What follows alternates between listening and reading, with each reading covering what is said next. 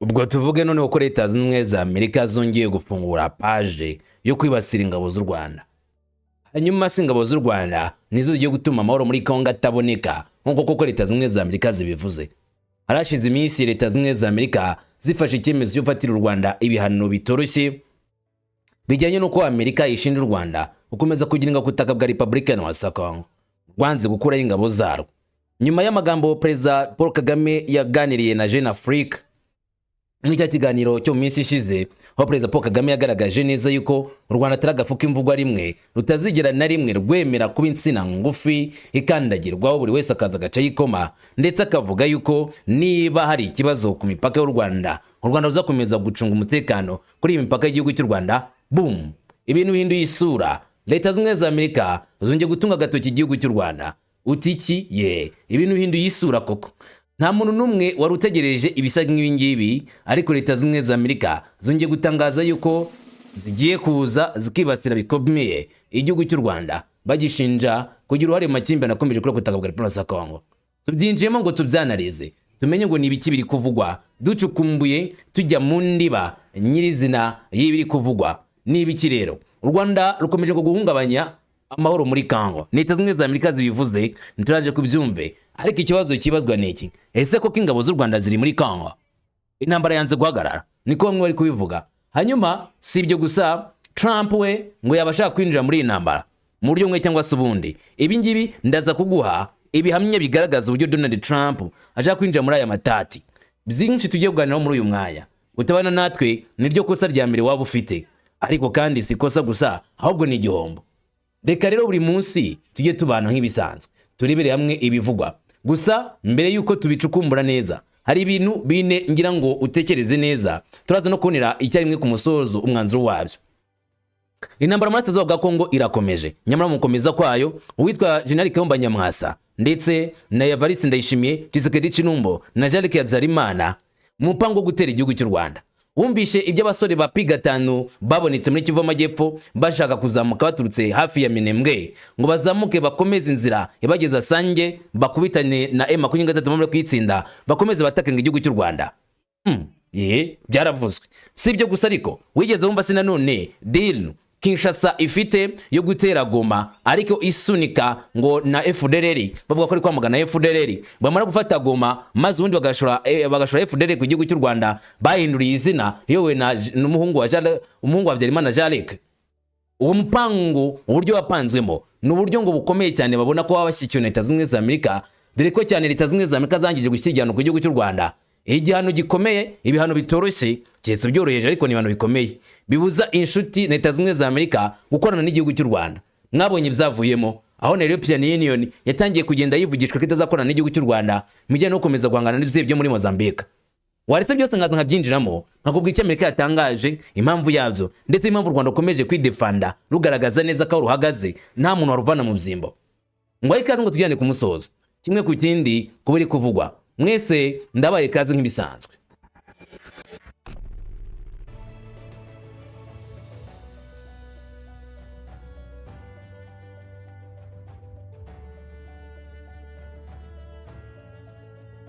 Ngareka tuzinjiremo, tubare buri kamwe tureba ingingo imwe ku yindi ku bijyanye n'ibyavuzwe muri kino gihe bisa naho ari ikibazo gikomeye cyane gikomeje kuvugwa ku butaka bwa Repubulika ya Kongo.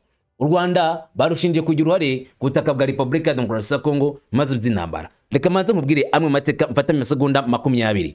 U Rwanda kuva mu 1994 rumaze kwirukana ingabo zari za Byamani zitwa ex-FARC cyangwa se FARC, zirukanwe zikajya mu butaka bwa Kongo, zakomeje kuza zishaka gutera umutekano mu gihugu cy'u Rwanda. U Rwanda rwavuze ko utazigera ruhwema guhangana n'izo ngabo ziri hakurya. Ibyo ndabirangije, ariko kuva mu minsi ishize, mu myaka mike gusa ishize, ubwo M23 njya gutangiza urugamba muri Kongo, u Rwanda rwakomeje gushinjwa gukorana na M23. Minsi mike nanone gishize, u Rwanda rwagaragaje ko koko rukorana na M23, ariko atari mu byo gushaka gufata ubutegetsi bwa Kongo, ahubwo u Rwanda rukorana na M23 gukurikirana iterabwoba rituruka kuri FDLR riza ku gihugu cy'u Rwanda.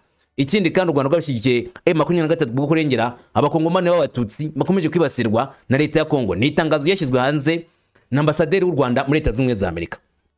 Ibyo bwabyo byagomba guhita byumvikana impamvu nyamukuru y'urugamba rwo kutaka bwa Kongo, kandi ubutegetsi bwa Kinshasa bushyigikiye abajenosideri ndetse bukomeje gutera ibyago muri kano karere. Ariko kujya bigende gutyo, u Rwanda nirwo rwashinzwe kugira uruhare rukomeye muri Burasirazuba bwa Kongo. Amasezerano ya Washington DC urayibuka neza huje u Rwanda na Repubulika ya Kongo. Ariko amasezerano ibyo ari byitezwemo nizabonetse ni Amerika ivuga bitewe ngo n'igihugu cy'u Rwanda. Bisa rero naho bitigeze bitanga igisubizo cyanyacyo kuri aya matati yo muri Kongo. Nyamara Perezida Paul Kagame inshuro nyinshi yamize neza cyane ko u Rwanda rutazigera ruba agafuka imvugo rimwe, kandi ko u Rwanda ukomeza kurutera ubwoba nta kintu bizatanga. Ndetse Perezida Paul Kagame anahamya neza cyane ko ingabo z'u Rwanda ziri ku mipaka ndetse n'ibikoresho byazo bitazigera bihava mu gihe ngo umutekano w'igihugu cy'u Rwanda bagihari. Ni mu kiganiro yagiranye na Jeune Afrique Miss ishize, aho Perezida Paul Kagame yahamije neza cyane ko nimba iterabwoba ku Rwanda rigikomeje, u Rwanda rwo ruzakomeza kwihagararaho rugangana n'umwanzi, rugangana n'uwari we wese ushaka kurutesha umutwe no kurutera umutekano muke.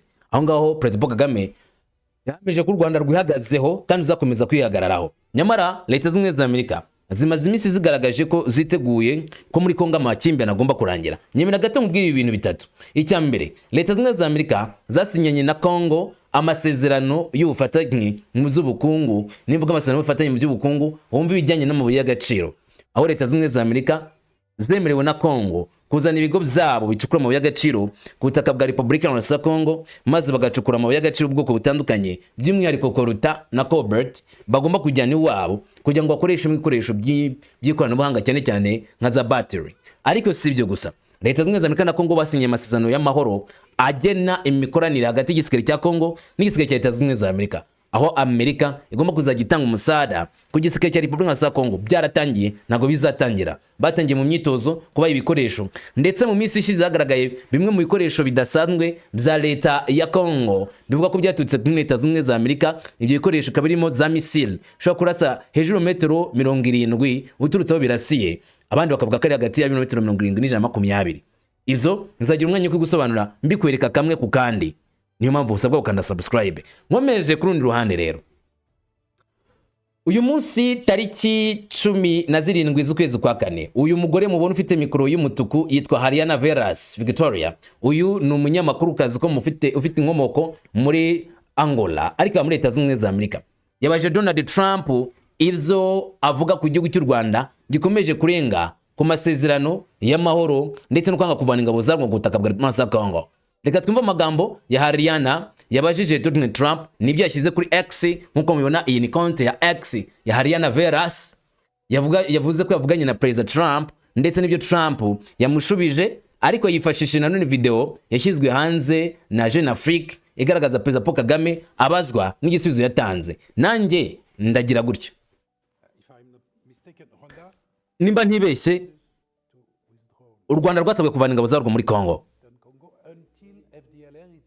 ariko rwarabyanze kugeza ngo FDL ivuyeho.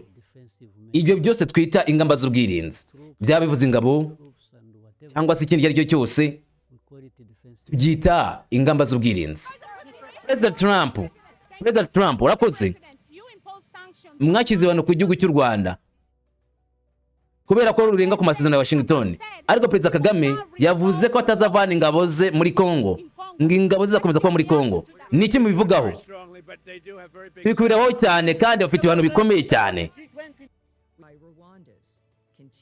Nkuko ubuzumvise Donald Trump abivuga, ngo bari kubirebaho bikomeye cyane amagambo Perezida Paul Kagame yavuze ngo ko ingabo zitazava muri Kongo. Wait, Perezida Paul Kagame yavuze yuko ingabo z'u Rwanda zitava muri Kongo koko. Avuga yuko avuga ku mupaka bo bita muri Kongo, avuga ko ingabo z'u Rwanda zitava ku butaka bwo ku mupaka bitewe n'impamvu zitandukanye. Iya mbere ni FDL ishaka gutera umutekano cye ku butaka bw'igihugu cy'u Rwanda. Iya kabiri nuko Kongo yanze gusenya FDL. Icyakora Perezida Paul Kagame avuga yuko iyo bigeze, asobanura umunyamakuru, iyo bigeze ku kurinda umutekano w'umupaka, hari ubwo biba ngombwa ko abasigari ku mupaka bareba kilometero 5, 10 cyangwa 20 imbere yabo, urumva wenda muri Kongo, kugira ngo barebe niba nta terabwoba ririyo byaza kunganya umutekano mu gihugu. Gusa Perezida Paul Kagame yavuze yuko hari gahunda wenda u Rwanda rwa rufite yo gufata ubutaka bwa Kongo nkuko Kongo yo ibivuga, cyangwa se kwiba umutungo kamere wa Repubulika ya Kongo nkuko Kongo ibivuga. Ubu ikibazo kiri kwibazwa nyuma y'amagambo ya Donald Trump ni iki ngiki. Donald Trump yabashaka kwinjira mu ntambara byeruye. Hari ibintu bine bivugwa kandi bigasobanurwa. Icya mbere nuko Donald J Trump uyu mugabo yashimangiye cyane cyane yuko yifuza ko akarere gatekana, bafitemo inyungu kugira nyine bakore za dilo zabo zibuye ry'agaciro birumvikana. Icya kabiri ariko ngo ashaka kwigaragaza nk'umugabo w'amahoro ushakisha amahoro, gusa uko byagiye bigaragara mu bice byinshi aho yavuze ko agiye kugura amahoro byarangiraga bibaye intambara. Ngo ingero se Iran, ngurundi rugero Venezuela, ngurundi rugero rumwe muri Afghanistan, nubwo bivuga ko barangijeyo intambara bakoreshe gushyirwa ku butegetsi bw'abataliban, ariko Donald Trump yise akomereza igikorwa cye muri Syria. Burya ngo zangabo zafashe ubutegetsi bwa Assad, Trump na Netanyahu bari babari inyuma. Ubwo n'ahandi Trump bigaragara ko yagiye kurangiza ikibazo avuga ko azanye amahoro akoresha umututu w'imbunda intambara. Hanyuma wareba amasezerano amaze iminsi asinywa na Congo, wanareba n'uburyo MONUSCO uyu munsi iri kwana na Congo n'igishakwa cyane, ukabona ko binatari shyashya. Urugero, MONUSCO nimba arahawe uburenganzira bwo kurasa guhagarikizwa Leta Zunze za Amerika, Ufaransa n'Ububirigi, nuko hari ikintu gikomeye cyane cyaba kirimo gupangwa na Leta Zunze za Amerika. Benshi bari bakavuga yuko harimo agatego. Kwa Donald Trump avuga ko u Rwanda rwanze kubaha ibyo barusabye, akavuga ko ari icyo bagiye kurebaho. Bamwe agahita batekereza ko ubwo bagiye kureba ku yindi gahunda yo kubafatira u Rwanda ibihano, ngo ntago ari byo gushidikanyaho. Uyu mugore mubona imbere yanyu yitwa Tammy Bruce, ni ambasaderi wa Leta Zunze za Amerika mu muryango w'abibumbye. Hari amagambo yatangaje ku bijyanye n'ikomeje kuri Burasirazuba bwa Congo, maze agira ibyo ashinja u Rwanda. Turabigaruka mu kanya gato. Gusa ndagira ngo itegereze ino tangazo. Leta Zunze za Amerika nyuma amagambo ya Donald Trump bahise bashyira hanze nabo bwabo. Ni kuri X yabo yitwa US African Media Hub, aho batangariza amakuru ajyanye n'ibera ku butaka bwa Afrika mu bice bitandukanye. Amagambo bagaragaje cyangwa se ibyo bavuze, Amerika nanone ishinja u Rwanda kuba ruri muri Congo, bakanusa kuvana ingabo zarwo zako kanya. Amagambo bashyize kuri X aragira ati: Amerika yagaragaje ko ibabajwe cyane n'uko u Rwanda rukomeje kwiyongera mu ntambara. Ibyo bikaba ari ukwica inshingano zarwo nk'uko amasezerano ya Washington abivuga. Amerika yongeye gusaba ingabo z'u Rwanda kuva muri Congo, cyangwa kuvana igisirikare cyabo muri Congo cyo bise withdraw vuba, usugire ubudahangarwa bw'ubutaka bwa Congo n'ubwigenge bwa politiki bwa Congo Kinshasa bigomba kubahirizwa. Aya n'amagambo yashyizwe hanze tariki 16 Mata 2026 ku isaha 3:48 za mu gitondo. Ariko mbere yaho mu bijyanye nanone no gushimangira ibyo ngibyo hari havuzwe ibindi, maze iyi Media Hub ikomeza ishyiraho andi makuru ajyanye n'icyitwa ikibera bw'I Congo no guhagarika imirwano. Bagira bati binyuze mu byemezo byayo byo guhita ikuraho FDLR nibura mu turere igenzura, gukemura ibi bibazo by'umutekano bimaze igihe kinini ni ingenzi kugira ngo haveho ukwizerana kwakomeje guteza iyi ntambara mu myaka ibarirwa muri za 70. No kutizerana ni amagambo yavuzwe na Leta Zunze za Amerika bavuga kuri guverinoma ya Congo kigomba gusenya FDLR nk'uko byanzuye mu byemezo by'i Washington, kugira ngo kwizerana kuboneke kuze hagati y'igihugu cya Congo ndetse n'u Rwanda, kuko gutizerana byakomeje gutuma haba ibizago bikomeye mu myaka 70 ishize. Dukomeje nanone kandi ibyo Donald Trump yashimangiye, uyu mugore Bruce umuryango w'abibumbye muri UN Security Council yasaga n'ugiye kubikomozaho, avuga uburyo bari kureba ku bijyanye n'ibyo u Rwanda rurimo gukora ndetse n'uburyo bwo guhangana n'iki kibazo cy'intambara ikomeje kubera muri Burasirazuba bwa Repubulika ya Demokarasi ya Congo, nk'abagomba kuzana igisubizo kidasanzwe kuri iki kibazo. Bwana Bruce Tammy yakomeje cyangwa se umuryango w'abibumbye yavugiye amagambo akomeye agaragara kandi agira ibyo agaragaza, aho yagize ati: gusinya itangazo ry'amasezerano ya Washington hagati ya Leta ya Congo n'u Rwanda ni ikintu gikomeye cyagezweho, aho Perezida Trump yongeye gusenya umukwabo binyuze mu biganiro bitaziguye no mu bufatanye burambye. Akomeza agira ati: kwiteze ko ingingo zose z'amasezerano zizashyirwa mu bikorwa mu buryo bwuzuye kandi ku gihe, kugira ngo duteze imbere amahoro, ituze n'iterambere muri Burasirazuba bwa Congo no mu karere k'ibiyaga bigari. Akomeza agira ati: abaturage ba Amerika nabo barashimira Qatar kubw'akazi kayo ko koroshya gahunda ya Doha. Iyi nzira yuzuzanya ishingiye ku mikoranire itaziguye hagati ya guverinoma ya Congo n'umutwe witwaje intwaro wa M23. ni ingenzi cyane mu gukemura ibibazo byihutirwa by'ihohoterwa. Turashimira Ubusuwisi ubushake bwabwo bwo kwakira ibiganiro biheruka birimo gukomeza. Ambasaderi Tammy Bruce akomeza agira ati, turashimira kandi imbaraga z'umuryango w'ubumwe bwa Afurika mu guhuza ibikorwa by'ubuhuza byuzuza gahunda za Washington na Doha. Imbaraga ziyobowe na Amerika n'Abanyafurika ziracyari ingenzi kugira ngo habeho ituze rirambye. Umurimo w'umuryango w'ubumwe bwa Afurika ushingiye ku itsinda ry'abahuza bikorwa kandi uyobowe na Perezida wa Togo. Ni ingenzi cyane mu kubaka amahoro mu biyaga bigari. Turashima kandi imbaraga z'inama mpuzamahanga ku karere k'ibiyaga bigari mu gushyigikira, kugenzura no gukurikirana ihagarikwa ry'imirwano muri gahunda ya Doha. Amahoro arambye mu biyaga bigari agomba kuyoborwa no gushyigikirwa n'akarere ubwako. Yavugaga ku kijyanye na AGVM. Akomeza agira ati, nubwo hari intambwe imaze guterwa ariko kugeza ubu ntidushobora kwirengagiza imbogamizi zikiriho. Twababajwe cyane n'uko u Rwanda rukomeje kwiyongera mu ntambara. Ibyo bikaba ari ukwica inshingano zarwo nk'uko amasezerano ya Washington abivuga.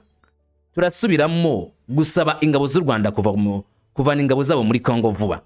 Ubusugire, ubudahangarwa bw'ubutaka n'ubwigenge bwa politike bwa Kongo bigomba kubahirizwa. Aya ni amagambo ataziguye uyu munyamabanga wa Leta Zunze Ubumwe za Amerika mu muryango w'abibumbye Tammy Bruce avuga ku gihugu cy'u Rwanda n'ingabo zarwo ku butaka bwa Kongo. Akomeza agira ati, ku rundi ruhande ariko guverinoma ya Kongo igomba kubahiriza ibyo yiyemeje byo guhita ikuraho FDLR nibura mu turere igenzura. Gukemura ibibazo by'umutekano bimaze igihe kinini ni ingenzi kugira ngo habeho kwizerana guke kwakomeje guteza iyi ntambara mu myaka ibarirwa muri za 70. Akomeza agira ati, ntabwo dutinya gushakisha ibikoresho byose biboneka kugira ngo dushyigikire kugira ngo duhanganire cyangwa se habeho ugukurikirana abahungabanya amahoro. Mu kwezi gushize Leta Zunze Ubumwe za Amerika zafatiye ibihano byihariye ingabo z'u Rwanda n'abajenerali 4 bakuru ba RDF bashinzwe ibikorwa byo guhungabanya umutekano. Abahungabanya amahoro bagomba kwitega ingaruka. Ambasaderi Tammy Bruce avuga ku ngabo z'igihugu cy'u Rwanda ngo zikomeje guhungabanya amategeko ku butaka bwa Kongo zigomba kwitega ingaruka byange bikunde.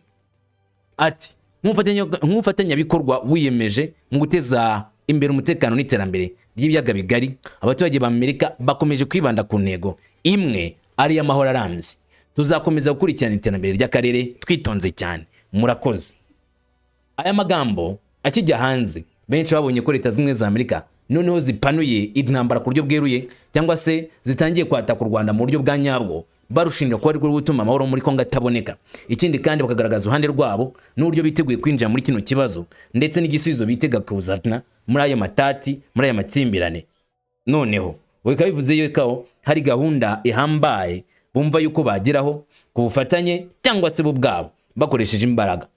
Ikibazwa ni kimwe gusa, aya magambo ya Donald Trump ndetse n'ibikorwa byabo birimo guhungabanya cyangwa se kwataka igihugu cy'u Rwanda, kugifatira ibihano n'ibindi, twitege ko ari byo bigomba gukemura aya makimbirane amaze igihe kinini ku butaka bwa Repubulika ya Kongo.